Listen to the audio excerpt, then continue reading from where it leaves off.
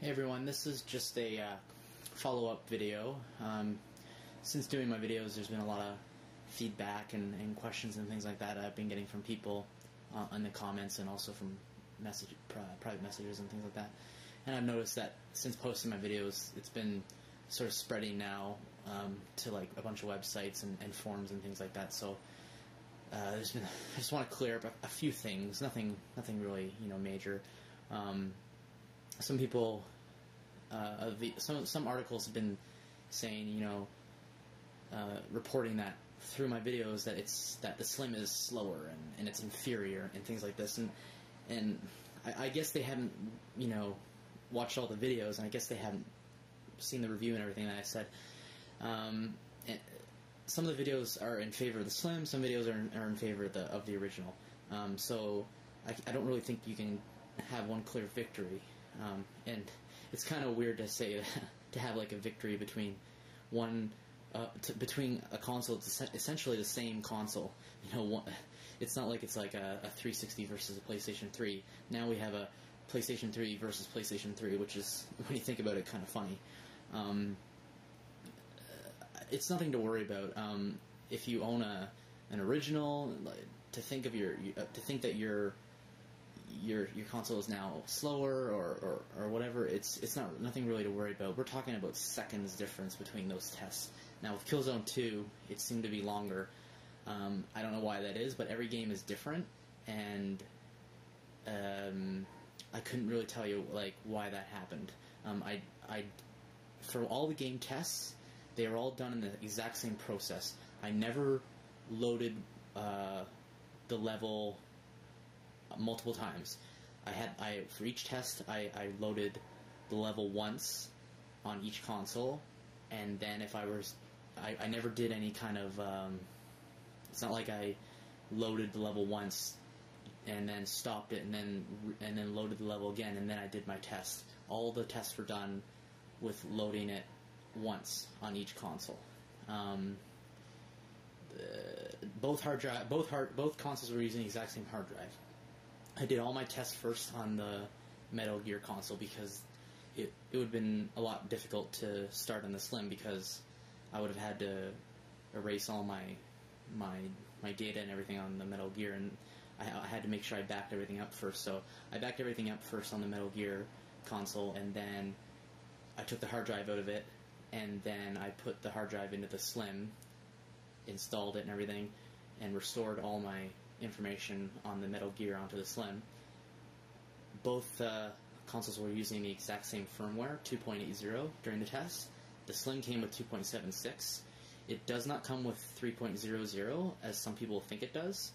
It would have been nice if they had included it, but they didn't.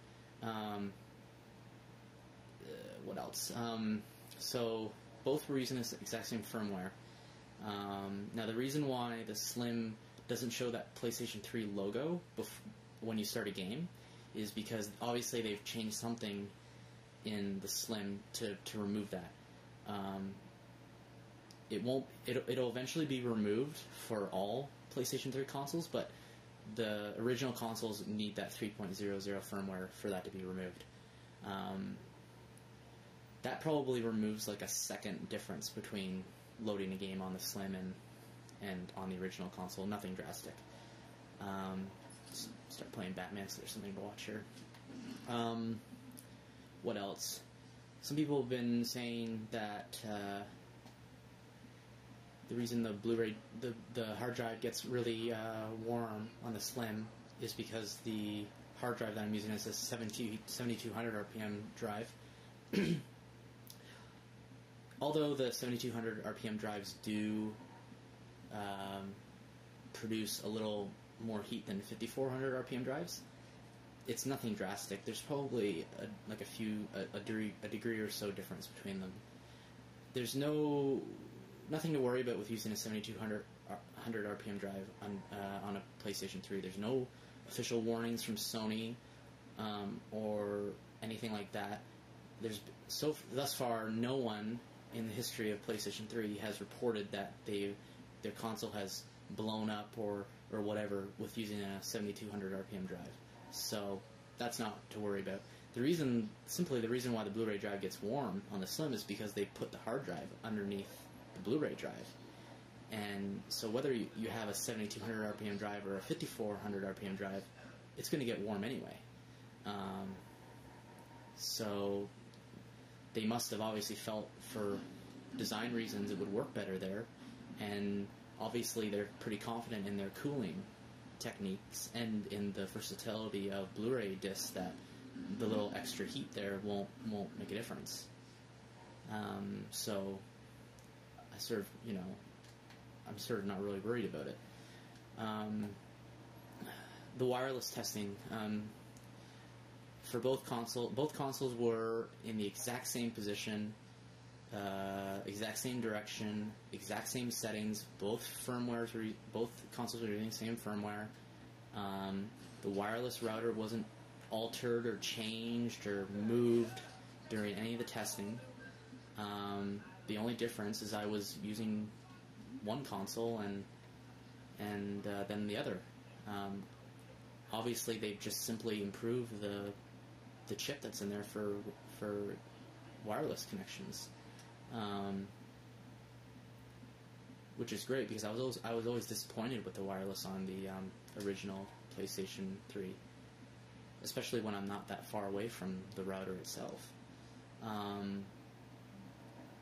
So yeah, like there was no trickery involved in there was no trickery involved in any of the tests, to be honest with you.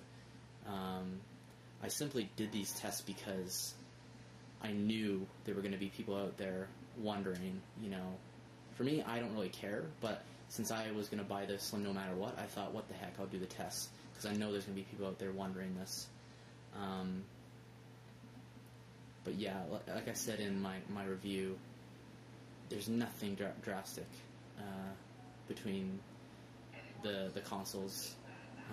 If you're looking if you're looking to buy a PlayStation 3 and you're hesitant to buy a Slim because you're worried you might get 2 to 3 seconds slower load than on an original console, I don't know about you, but that's for me that's not really what I care about. What else has been brought up? Backwards compatibility. Some people have asked if there's backwards compatibility. I think this is widely known, but might as well just re-say it right here. It can play PlayStation 1 games, but it can't play PlayStation 2 games. Sony has removed that PS2 compatibility. I don't really know why. I can understand why they removed the hardware compatibility, like from the 60 gigabyte and the 20 gigabyte, because that would have definitely cost them more money, because they're basically putting PS2 chips in the PlayStation 3, so that's going to be more costly. But with the Metal Gear one, it's all done through software.